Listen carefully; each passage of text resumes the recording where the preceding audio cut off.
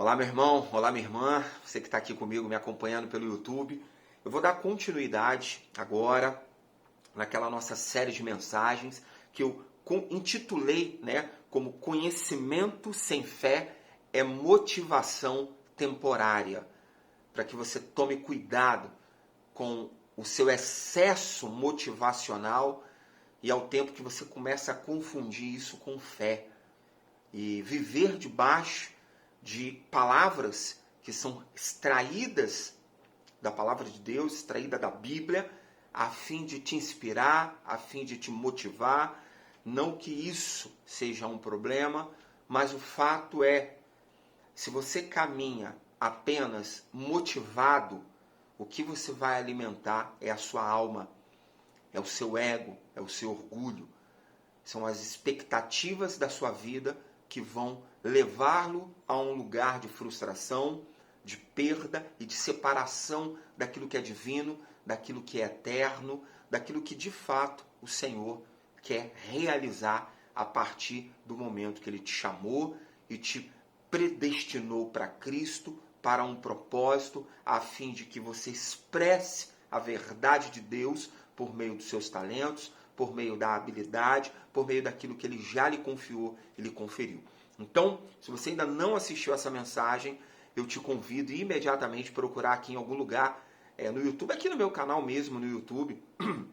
A mensagem ela se chama Conhecimento sem fé, ela é motivação temporária. Tá? Então, vai lá, busca essa mensagem para que você se intere naquilo que eu vou dar continuidade agora. Então, se você tem uma Bíblia aí contigo, abra ela em Mateus, no capítulo 4, no versículo de número 17. Verso 17. Mateus 4, verso 17. Ele começa dizendo assim: Daí por diante, começou Jesus a proclamar e a dizer: Arrependei-vos, porque está próximo o reino dos céus. Então, a mensagem é essa. Mateus capítulo 4, verso de número 17. Daí por diante, começou Jesus a proclamar e a dizer: Arrependei-vos, porque está próximo o reino dos céus. Importante a gente lembrar que em cada tradução, em cada Bíblia, você vai ter um entendimento ou um texto descrito de uma maneira que vai te gerar um entendimento. Mas a importância de voltarmos ao grego original, voltarmos a uma leitura de significado da palavra e do contexto, para que a gente possa clarificar o entendimento e gerar vida naquilo que o Senhor quer falar conosco. Primeiro, é importante lembrar, se você puder marcar aí, arrependei-vos. Arrependei-vos, ele está chamando você para uma metanoia, não para um arrependimento apenas de obras passadas, daquilo que você tenha feito de maneira errada. Não é nesse contexto. O contexto aqui referido é de uma metanoia, é de uma transformação de mentalidade. Então, da mesma forma que João, quando começou a pregar, chamava para um arrependimento de obras, para um arrependimento de pecado, olhar para trás e se arrepender daquilo que tenha feito, Jesus ele está convocando-nos para um arrependimento de metanoia, para uma mudança de mentalidade, para uma transição de um tempo para o outro, para um metabolismo profundo, partindo de dentro para fora. E aí ele cita que está próximo o reino dos céus. E você vai observar em Mateus, no versículo 23, no mesmo capítulo, ele diz assim, no versículo 23, percorria Jesus toda a Galiléia, ensinando nas sinagogas deles, pregando o evangelho do reino e curando toda sorte de doença e toda sorte de enfermidade entre o povo. Então, no versículo 23, um pouquinho mais adiante, Jesus percorria por todas as sinagogas ali dos judeus, dos fariseus, daquele povo que estava ali, da onde ele estava, na Galiléia. Ele percorria ensinando o evangelho do reino. E ele também curava, e ele também expulsava demônios, e ele também trazia a realidade do reino vindouro para o tempo presente.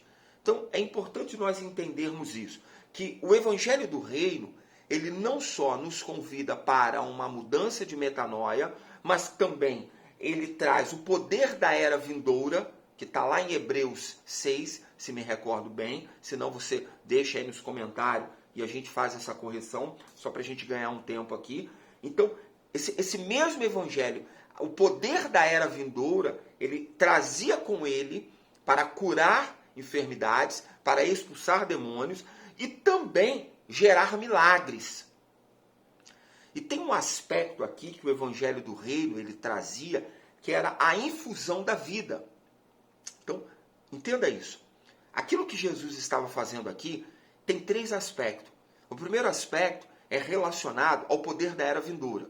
Trazer cura, trazer milagres, trazer prodígios e maravilha. Então ele trazia o poder da era vindoura, da manifestação do reino no futuro, trazia para o tempo presente, a fim de que as pessoas fossem curadas de suas enfermidades, a fim de que demônios fossem expulsos do corpo do qual ele estava ali habitando, e também gerava vida, infusão de vida, porque a própria vida que estava com ele, que era a palavra viva, ao qual João se refere, o verbo se fez carne. Então, a própria vida manifestada com eles era para que esta mesma vida fosse infundida naqueles que o seguiam, naqueles que caminhavam com ele. Então, uma vez essa vida infundida por meio de uma metanoia, esse homem deixava de ser quem ele era e passava a ser uma nova criação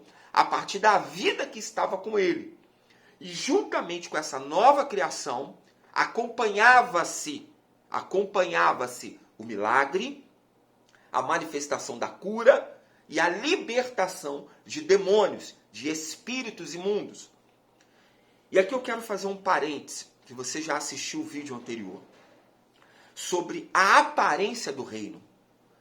Porque muitos de nós estamos vivendo num tempo em que é muito mais interessante buscar o Deus do milagre, o Deus que manifesta cura, o Deus que gera uma resposta para a necessidade da nossa alma, do que buscar um Deus que nos leva a um lugar de transformação e de amadurecimento.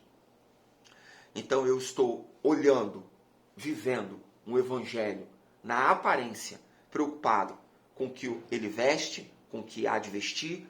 Eu estou preocupado com aquilo que eu preciso comer amanhã. Eu estou preocupado com a casa que eu preciso ter, o carro que eu preciso desenvolver ou comprar, esse lugar de dor que eu estou atravessando. Eu preciso uma resposta imediatamente. Deus tem que responder àquele caso na justiça. Se eu estou em meio a uma separação, a um momento de dificuldade no meu casamento, no meu relacionamento, Deus tem que trazer cura, mudança. E agora eu me lembrei de algo. Um dia eu estava num evento muito conhecido no Rio de Janeiro, uma pessoa que eu amo muito, um amigo muito querido, ele me via exatamente com essa camisa que eu estou vestindo agora. Exatamente com essa camisa. Então ele, ao me ver no meio daquele grupo, e ali a palavra estava sendo ministrada, pessoas estavam caindo com o poder de Deus, pessoas sendo libertas, e quando ele me viu ali envolvido naquela obra, ele falou, cara, e ele me olhando, e eu percebi também que havia outras pessoas me olhando, ele estava olhando para essa camisa que eu estou vestindo agora, tá vendo? E quando ele olhava para essa camisa, ele dizia assim, pô, cara, tem um tridente aí na sua camisa, cara. Pô, vai trocar essa camisa, cara. Pô, esse tridente aí, pô, tu tá carregando ferramenta do diabo, ferramenta do demônio. Então, como todos que estavam ali compartilhavam daquele mesmo pensamento, eu não tive outra alternativa. Eu corri e fui trocar a camisa. Mas agora, depois de um tempo, o amadurecimento começa a vir e a palavra começa a ser revelada e clarificada no nosso entendimento. Então, o que eu entendi é que ele estava debaixo de uma aparência do reino. Ele estava vivendo aquilo que aparentemente parecia ser o reino de Deus, mas na verdade estava envolto de uma religiosidade. E quantas vezes nós, na igreja, nós, na empresa, no trabalho, no dia a dia, olhamos para as pessoas e julgamos elas pela aparência, julgamos ela pelo que ela está vestindo, julgamos ela se ela é santa ou menos santa, pelo tipo de casa, tipo de carro, se ela está sendo mais ou não abençoada. E esse é o grande engano. Esse é o grande engano que Efésios, no capítulo 1, versículo 4 em diante, vai nos dizer que o Deus desse tempo cegou o entendimento para que não fosse revelado a palavra da verdade.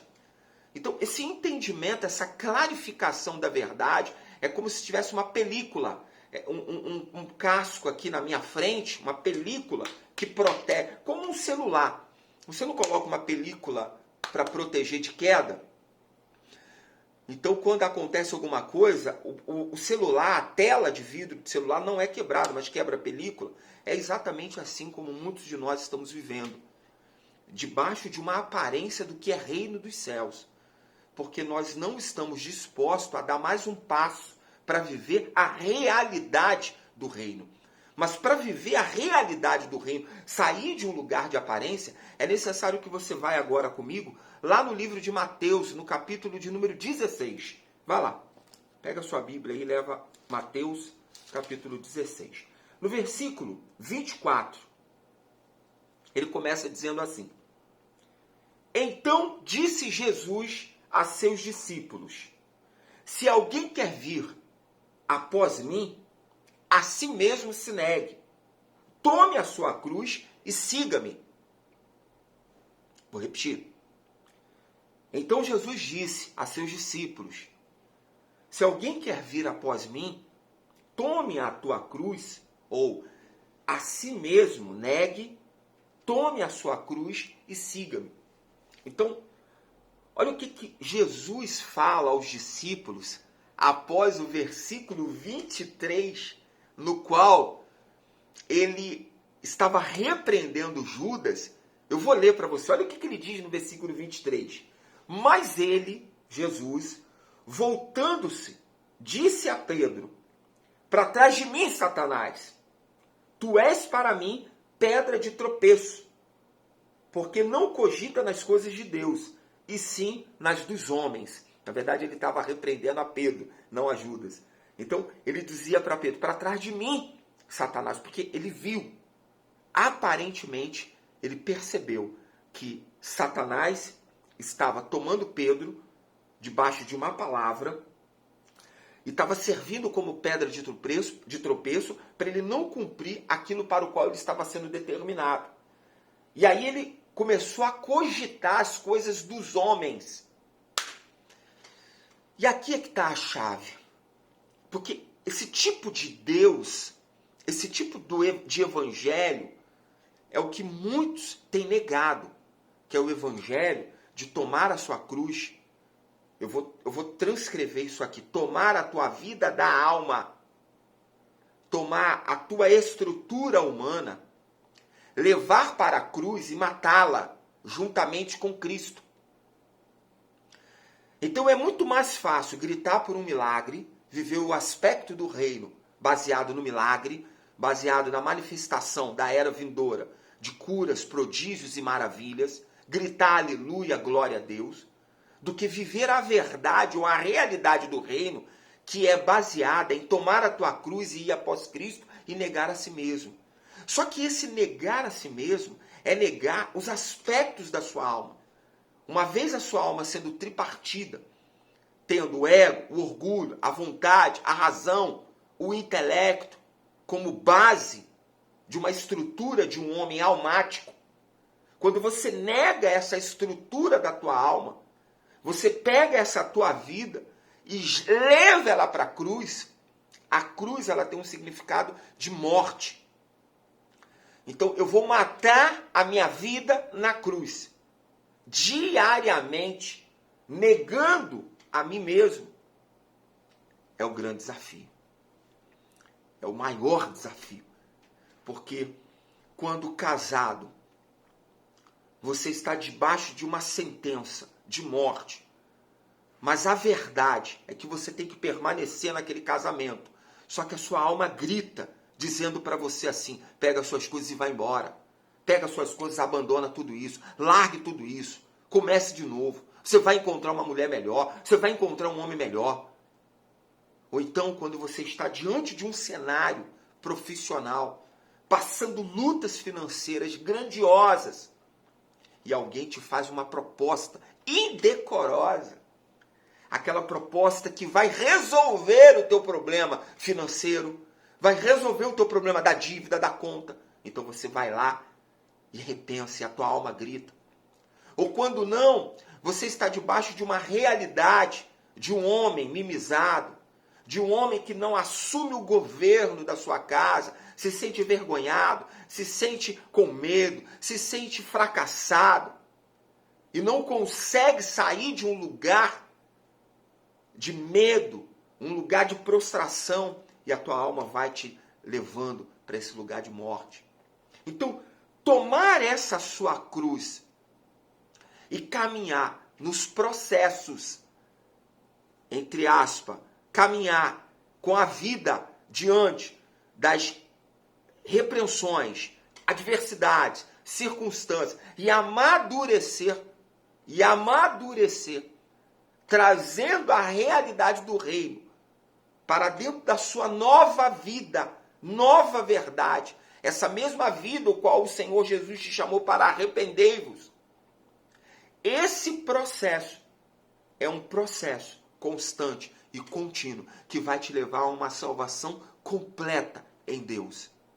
Não apenas num aspecto de um homem que quer milagre a qualquer preço, que quer resposta agora, porque senão a vida para.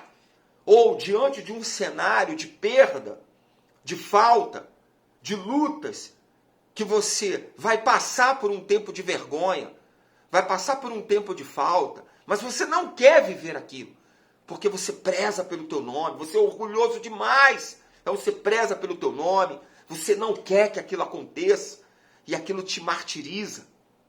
Então, quando eu entendo esses processos, essas etapas, eu quero tirar a palavra processo, para não ficar repetitivo. Então você ouve tanta coisa aí pela internet, falando sobre processo, mas ninguém te explica, que não tem o processo, na verdade, é um caminhar de amadurecimento da realidade do reino.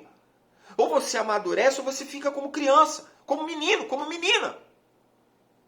Ou você entra numa linha de crescimento, de entender que é necessário uma mudança completa na sua metanoia, mas compreendendo que o Senhor não tem nada mais com as tuas obras mortas. Mas o teu espírito se converteu, mas a tua alma, ela está aqui, diante de uma realidade que todos os dias você tem que levar ela para a cruz. Não aparentemente, não sendo um fake, não sendo alguém que vive segundo uma aparência de um reino, e que quando sai de um culto, ou quando sai de uma reunião, ou quando sai de uma mentoria, ou quando sai de um discipulado, parece o cara absurdamente lindo, maravilhoso. Mas quando chega em casa é um demônio. Quando chega em casa, age como um capeta. Se comportando como criança. Se comportando como alguém que está muito mais possuído pela realidade, pela aparência, do que vivendo a realidade do reino. Então é necessário nós entendermos estas etapas. É necessário compreender aquilo que o Senhor Jesus fala. Tome a sua cruz. Esse é o evangelho do reino. Não adianta você viver a aparência que ele trouxe quando começou a pregar o reino dos céus, que é a realidade futura, que é o poder da era vindoura, que é curas e milagres, sem a infusão da vida. Você tem que carregar os três aspectos. Porque você quer cura, Você quer milagre? Você quer resposta agora de Deus? Então você também tem que querer a vida nova em Deus. Então você também tem que aprender a passar pelos processos de amadurecimento. E deixar de ser criança e se tornar um homem, uma mulher madura. Você precisa aprender a dedicar a sua vida muito mais em crescer no espírito do que na alma. Compreendendo que quanto mais eu prego para você promessa para uma vida de resposta agora, mais você alimenta a sua alma, mais você deixa a sua cruz e começa a caminhar segundo as tuas próprias vontades, segundo a um Deus que tem que pagar e que tem que agora responder a qualquer preço aquilo que você quer. Deus faz. Ele é o Deus do impossível. Eu creio no milagre. Eu creio na resposta de Deus. Eu creio que o Senhor pode mover tudo que for necessário para me levar ao propósito, ao plano, àquilo para o qual Ele me chamou para ser e para realizar. Mas eu também entendo que enquanto menino, eu não tenho nenhuma diferença de um escravo. Não tenho nenhuma diferença de um escravo. E por esta razão, eu ainda estarei debaixo de tutores. Debaixo de tutores. Para me repreender, dependo de bênção, dependo de leite, dependo que alguém bota a mão para me abençoar, dependo que alguém me diga o que fazer, porque eu ainda sou menino. Mas uma vez o menino amadurecendo e se tornando adulto ou homem amadurecido, ele recebe a chave e as transferências do reino para administrar a herança do Pai. Quero que você foque nessa mensagem. Se necessário for, ouça novamente. Deixa a sua pergunta aqui no vídeo.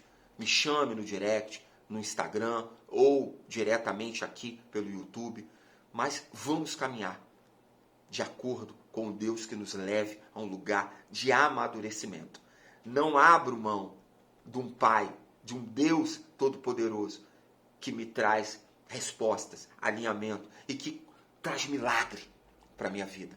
Ele pode fazer todas as coisas, porque Ele é Deus, mas se posiciona na condição de filho, se posiciona na sua identidade e avance naquilo que o Senhor o chamou e o predestinou para Cristo.